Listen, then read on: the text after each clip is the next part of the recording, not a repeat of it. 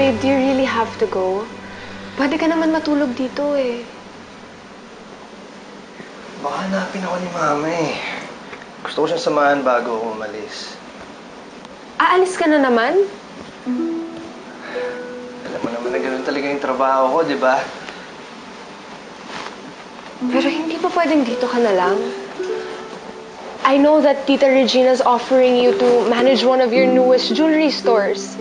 Bakit hindi mo na lang tanggapin yung offer niya? You could help her manage the family business, and at the same time, she wouldn't worry about you all the time. Bethany, hindi naman ako basta pwedeng mag-quit sa pagiging sundalo ko. Bakit naman hindi?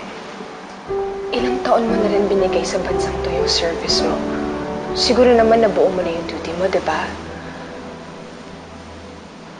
Ivan, I just think that it's time that you finally think about your mom. At saka ako. Ivan, I don't want a boyfriend who's not here half of the time.